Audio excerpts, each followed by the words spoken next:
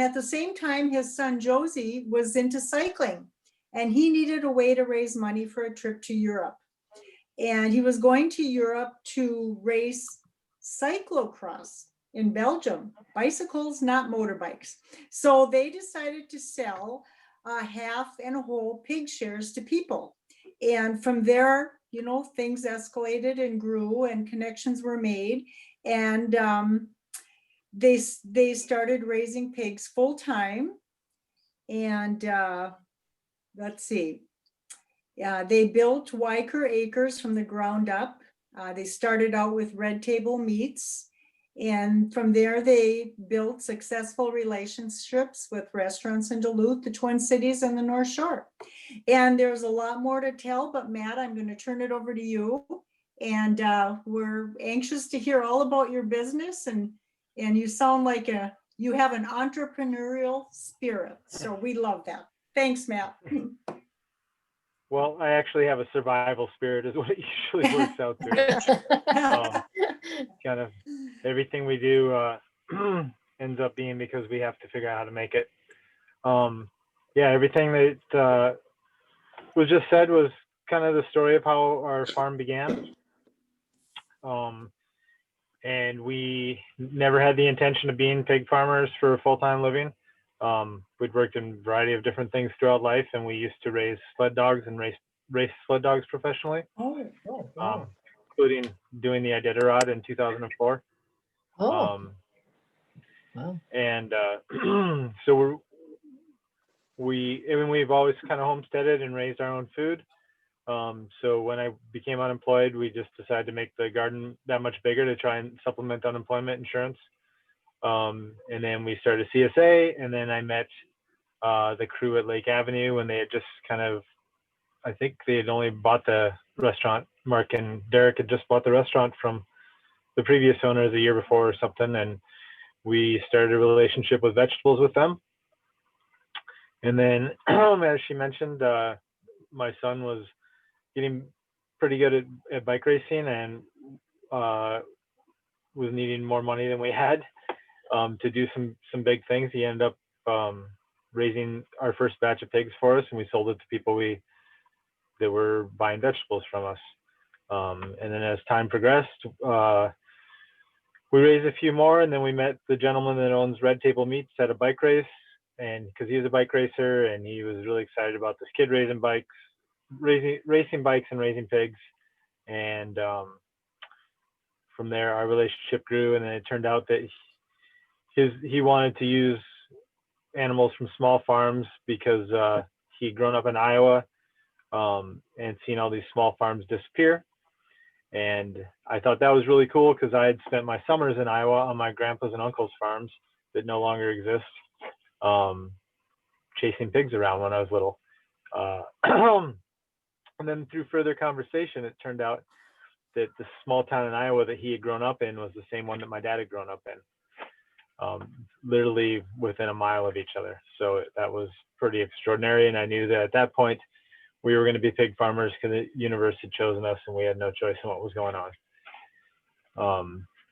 And then fast forward, we started doing stuff with him, and then naturally Lake Avenue asked to try our stuff out, and they became one of our main customers through the years. And we do a number of awesome farm to table dinners with them at our farm and all kinds of special events. And then we got into the co-ops and most of the other better restaurants in town. And then that moved to the Twin Cities, and then we moved up the North Shore. And then March 2020 came along, and everything in our world changed. And we knew that we had wanted to start focusing a little bit more on direct to consumers so we could capture more of the retail market to make our finances make sense instead of just kind of working for free a lot of the time. So we'd been practicing with some direct to consumer stuff and getting feedback on it from a small group of people. And then all of a sudden we had to change gears really fast. I'm just watching, I'm parked on the side of the street in West Duluth, and there's some sketchy people walking beside me, and sorry. making sure my door's locked. And then, yeah, so COVID hit and all the restaurants closed down and we lost 90% of our income in a day. Meanwhile, we still had to pay the bills that we had and we had to feed all of our animals, which our animal feed bill per week is about $2,500 a week. So it's not something that you can just pay out of your savings for a while. Especially being farmers, savings accounts are kind of a funny joke. So we knew that we had this kind of model that was set up and we were ready to launch it. And we had a crew that we actually had working with us. I have somebody, it's not a very well-kept secret, but we have been working on trying to start our own butcher shop for the last couple of years. And we just have been trying to find the right location. And during that time, we've accumulated our partner in it and a couple of staff members that wanted to work with us. And we've been borrowing kitchens around town and different facilities. We rent a space from Midcoast Catering to do some of our stuff. So we were ready to turn, and we also have a food truck that you may have seen here or there pre-COVID that staff was working in. Yeah, so we formalized everything and built a platform on our website to do direct-to-consumer subscription and one-time boxes.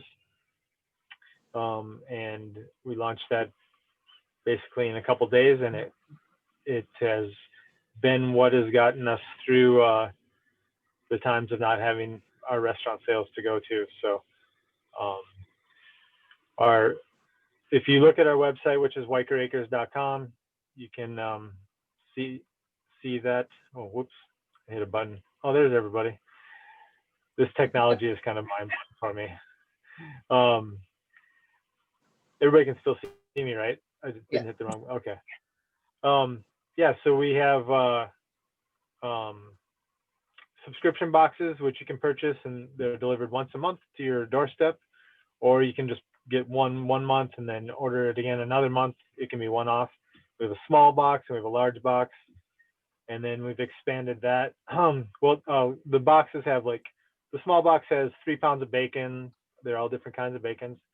4 pork chops or some type of loin cut, 3 different house-made sausages, and these are all different things than we get at the co-op because my staff is making these in small batches. Like we did a beet sausage this fall using beets from the food farm. We did a garlic scape sausage using garlic scapes from another place. We did a wild rice blueberry brat from local stuff. So there's 3 different sausages in the boxes, and then we also have 3 chef items, which our staff makes with our bone broth, and then they make a bunch of different soups, and we have ready-to-eat taco meat and ready-to-heat and eat pulled pork or deli meats that we make from some of the dry cured stuff we do. And then from that, we've also expanded to the way we have just some different sausage boxes. We have our Oli box, which is Scandinavian inspired, not as hot and spicy sausages. And we have a hot box, which has some really hot and spicy sausages in it. And then we've partnered up with Red Table, and they're making us salami of our own with our trim, because we actually spend time in their facility cutting up our pigs now for the boxes. And then we also have an iron range porchetta and Swedish potato sausage, which is a recipe that we developed with Scenic Cafe for them. And I think there's a couple other things I can't remember for sure, everything that's on there. So we sent a lot of boxes off at Christmas, and a lot of people bought gift boxes for people or gifts of subscriptions for people. And yeah, that's kind of where the whole farm has rolled from here, while we try to make sure that we keep everything working. And I'm not sure what else I should say. With the restaurants opening on Monday, Are you going to be swamped? No, I don't anticipate it. I'm actually doing my deliveries right now, which Okay. is why I got distracted, because normally I do my deliveries on Thursday and have home on Friday, but the processing plant that does most of my USDA stuff has had COVID in it. So Oh. everything's been back ordered, and like my schedule's, I don't even know which direction I'm going right now, because it's everything is just so bizarre. But winter is typically a slow time for the restaurants here, so we know it's just gonna stay slow. And then we also they're only going to be at half capacity, and so yeah, I don't, and a lot of them still have stock. I only got a few orders for restaurants for this week, so hopefully things will just continue to get better, and then spring will come along, and everything will be coming back to what we normally knew, is what we hope. So, but I have freezers full of meat right now, so swamped would not be a bad problem. Be good. Can I ask a question about how you ship? If you ship out these boxes, are they cold packs? Is it frozen meat? What is? Everything's completely frozen, and we have biodegradable insulated boxes that so the styrofoam can be just put underwater, and it disintegrates. It's made out of cornstarch, and then we use 2-day shipping with UPS, and we've shipped to Arizona and California and New York, and it all arrives great. So. It's still frozen. Yep. Yeah, great. Oh. Wow. But How did you then get the name Y-ker? Oh, sorry. our local stuff we actually drop off in person in the Twin Cities and Duluth on the North Shore. Wow. We deliver it right directly to your doorstep for you. So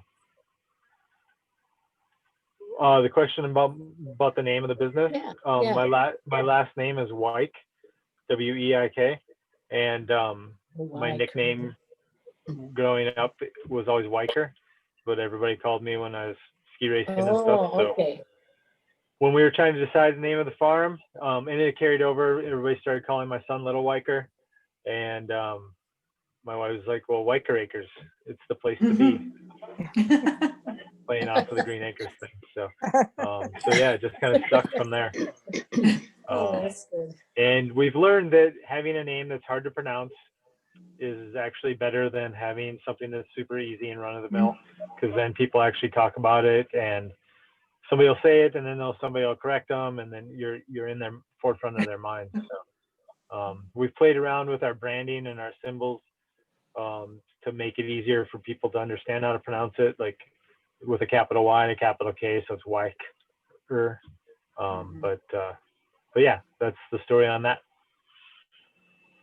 I'm really impressed with how you've handled the pandemic time, this time of COVID, being creative and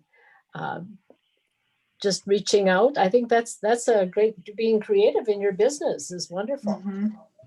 And Matt, do you have anything to do? Do you do any vegetable sales or any of that anymore? That type of the business? Every year, my wife Sarah starts a whole bunch of plants, and we plant them, and then we scrounge through 10-foot tall weeds trying to find what made it. Because we just run out of time every year. I know. Because we moved. We had when we first started with the vegetables and stuff, we had a little farm. It was 16 acres in Renshaw, and then sorry, my wife's trying to call me. Are you still there? Yeah. Yep. Yep. We had a little, so I was actually with my son in Arizona at a race, and he was getting ready to leave to go race for a team in Spain for that whole summer. So his pig raising to bike racing ended up actually being a pretty big thing. He raced for the U.S. national team for several years in cyclocross, and then he started racing road bikes as his primary interest, Tour de France style stuff. And he spent 3 years racing for a team in Spain, amongst other different things. But so he lived abroad, and learn Spanish and all that stuff, but can't remember where that came, what tangent I got off on. What was your question again? Oh, it was just about the vegetable farming and Oh yeah, we have no time. no time. And my wife's perusing seed catalogs again, and we will attempt it again this year. But it seems like, I mean, I'm a very athletics or cross country skiing, bicycling, fishing, camping is kind of what keeps me going. So if I have free time, I'm much more likely to jump on my bike and go for a ride than I am to weed the garden. Me too. And the other part was we moved to a new farm 5 years ago. So we now have 160 acres and we have a grass-fed cow herd. So I'm also doing, mowing and cutting hay and doing bigger agricultural stuff than growing vegetables. But we have a great relationship with the food farm, and it just it makes sense for us to give them some money to get vegetables from them at this point. So they live right next to us, and I do miss going out and just picking my food for breakfast out of the garden though. But where are someday. you located? Where exactly are you located? Grand Charles? We're in Carlton now, so we moved Carlton, 7 okay. miles down the road to Carlton. We're out by the strawberry farm. Oh, I had a question. How many pigs do you have at one time currently? I think right now there's like, with our breeding stock and our babies, there's probably around 400, give or take 20 to 30. We have pigs being born all the time, and we harvest every 2 weeks. So I haven't done an inventory in the last little bit, but I know I have moms in the barn that just had babies, and I just took pigs to harvest. So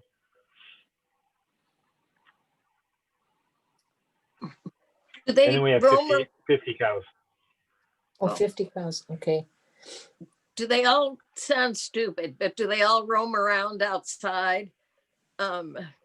What's their living facility and grazing habits Yeah. like? So, and if you check out our Instagram, there's a lot of great pictures showing that.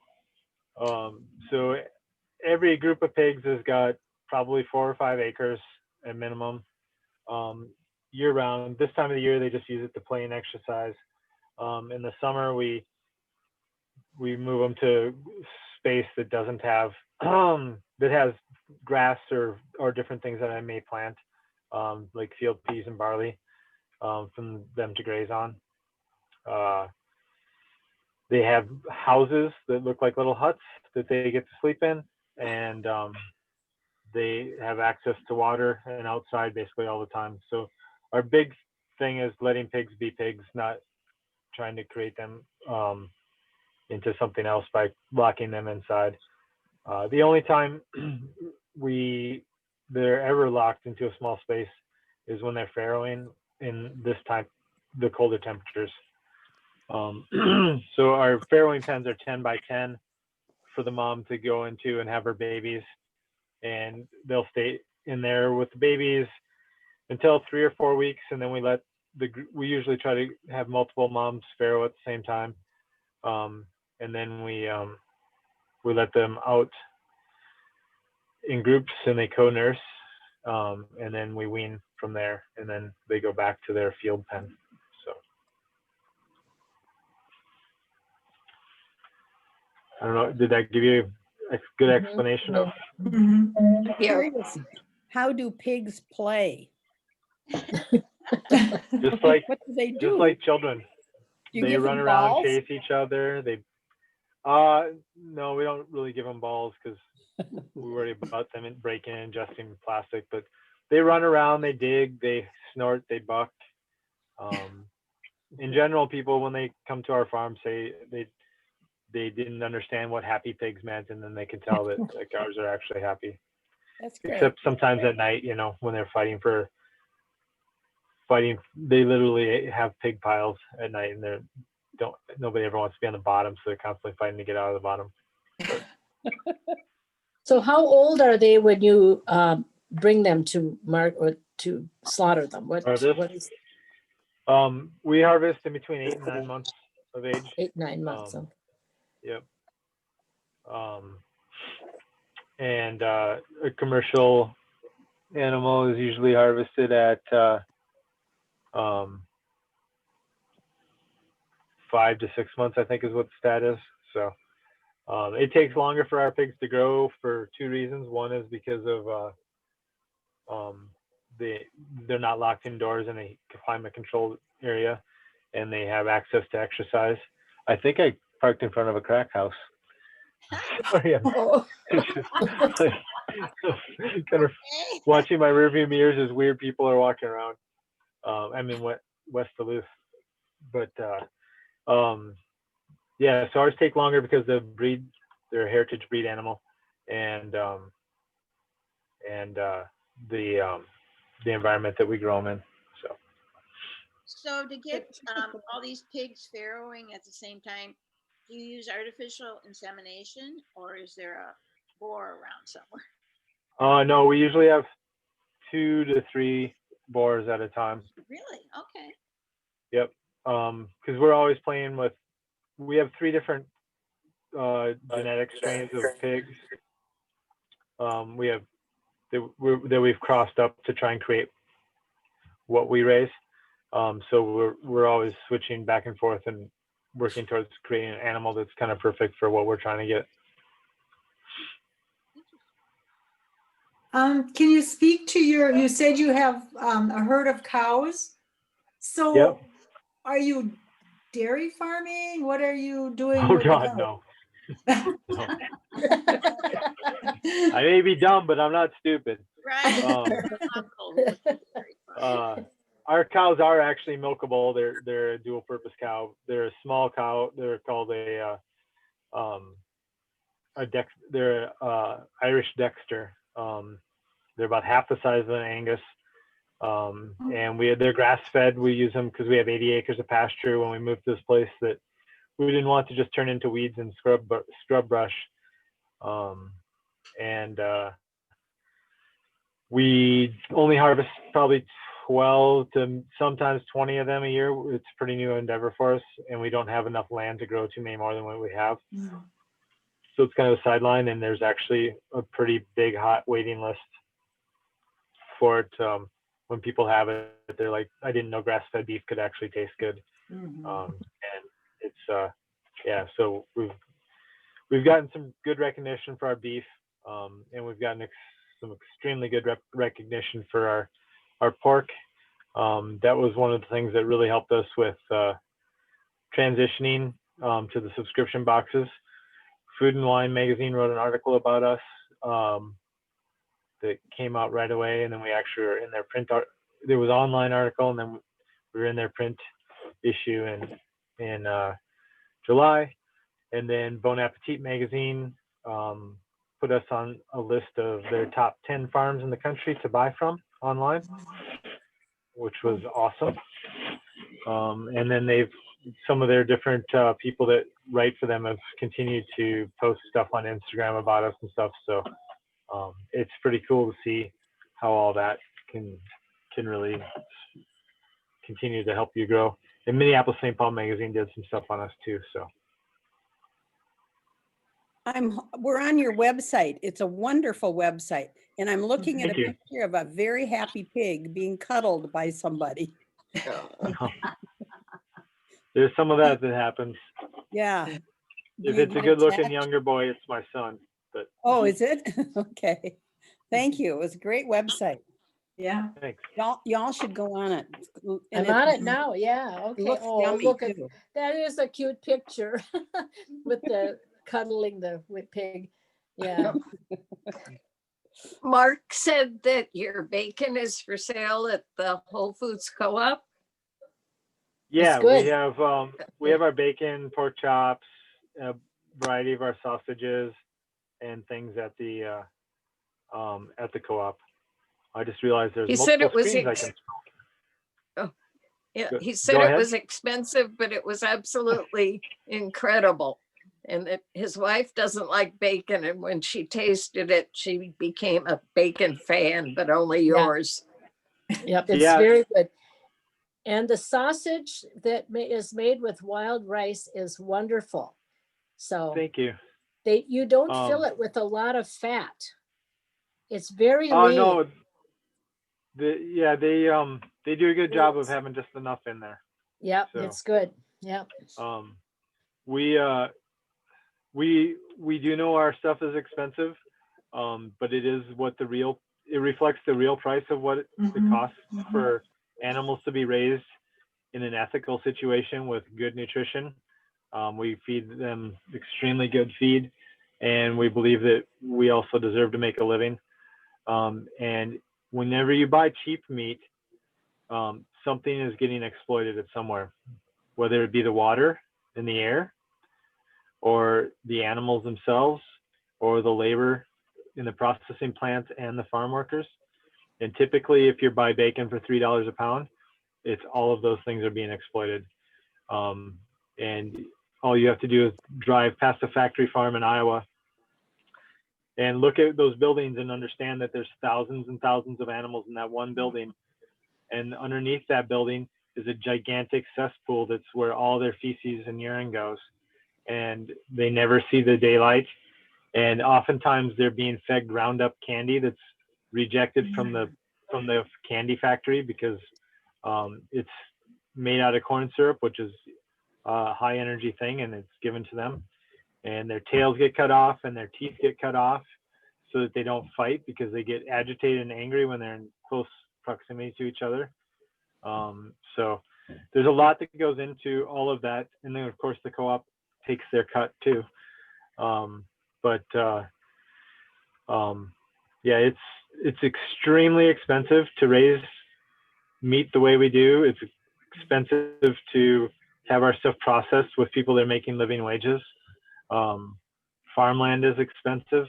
Our equipment's expensive. I'm sitting in a $60,000 van right now that would be really awesome if it was a camper instead of a refrigerator van. And yeah, I mean, we work so many hours every day, and if we put this amount of time in at any job that was hourly, we'd be probably pretty wealthy. So that's my story on the expensiveness of our stuff. And we also believe people should eat less meat, but eat higher quality meat. So I appreciate all that. That sounded wonderful. Just the Thank care you. that you give your animals and people, that's important to all of us. So It is. It is. Which restaurants do you supply? Well, Lake Avenue, Duluth Grill, Ursa Brewing, Sarah's Table, the Dovetail Cafe, it's now called Wusau's. He's actually been one of our oldest customers. Oh. He does an amazing job with our stuff. And that's kind of the Duluth restaurants. And then we have nothing in the cities right now. We lost a count that was about $70,000 a year due to COVID. They used to take eight whole pigs a month from us. That would have been called Tulaby in the Hewing Hotel in the North Loop. And then there's the Wellness Cafe in South St. Paul. The Spoon and Stable, I think is what it was called. We do some stuff with in the cities. And then there's the Hmong Cafe. But yeah, right now we don't do anything in the cities. And then up the North Shore, we have worked with the Rustic Inn throughout the years, on and off. Lutzen Resort has been a great customer of ours for years, but they just got bought out by they're going corporate, so we may lose them. And then the Crooked Spoon Cafe, which burnt down this spring, but they now have a food truck, which they're doing stuff out of. Oh. And then Angry Trout Cafe, and we're in talking with the Hippie Tacos in Grand Marais as well. So. Wonderful. And the scenic, Oh, the scenic too. Yep, sorry. yeah. I And knew I'd miss one. you did 301 sometimes, didn't you? We have, you yeah, were- periodically. Yeah, I Yeah, think- you were featured on their menu a couple Yeah. times when we were I think there. I remember that. Yeah. Yeah, I mean, we've been in a lot of different places. The ones I named are ones that we've been consistently at. Anybody familiar with the restaurant business knows chefs come and go and management comes and goes, and everybody's always trying to figure out how they can make things better. And our stuff's much more expensive than stuff that comes off a Cisco truck. So sometimes that relationship doesn't work out. But usually that chef will move to somewhere else and bring us with them. So. Well, wonderful. Well, it was great learning about all that, Matt, and I think we all are in awe of your hard work and your work ethic and like you said, your spirit of just wanting to do it right. I grew up, on beef and pork. My dad raised. He worked in the mines, but he had just a little, his own Mhm. family farm, and we, as youngsters, had to bale hay. So I appreciate all that work that goes into it. So it was Yeah, well, wonderful thank you. hearing about it. Yeah, great. And I apologize for completely spacing No what time of problem. day it was. I'm You had glad you other- Busy called me. guy. Yeah, you had other things to think about, huh? Yeah, yeah, yeah. Oh, And we Wonderful. look forward to tasting your product when the restaurants open and we can go to Whole Foods and buy some. And so we're all waiting for restaurants to open, believe me. So, Yeah. Yes, we are. But Yeah. in the meantime, feel free to place an order on our website, then we'll Yep. drop it off at your house. Okay. okay. Thanks, Matt. Thank you, Good. everybody. Thank you. Thank Thank you. you so having me. much. Bye. Yeah, right. How do I get out of here now? But Okay, bye.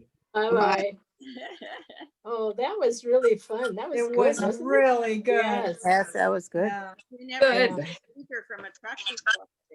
Talk about a great entrepreneur Oh. spirit of diving into something different. When COVID happened, it was like change it around and wow, That's I right. think, You turn on a dime, can't you? Yeah. yeah, So really, Yeah, that's that's really. what you need. for- Yeah, you need that in order to keep going, Yeah. Yeah. Yeah, Patty, I have a question for you when everybody Okay. logs on. I'll stay on. Okay, Bye, Thanks. everybody. bye. Thank Bye. you. Thank Bye. Thanks for joining us. Bye. Thanks. Oh, where's leave meeting? Thanks, Debbie, for setting it up. Yes, thank you. That was great. I think she's gone now, but that was good. Yes. Good to yes. see you all.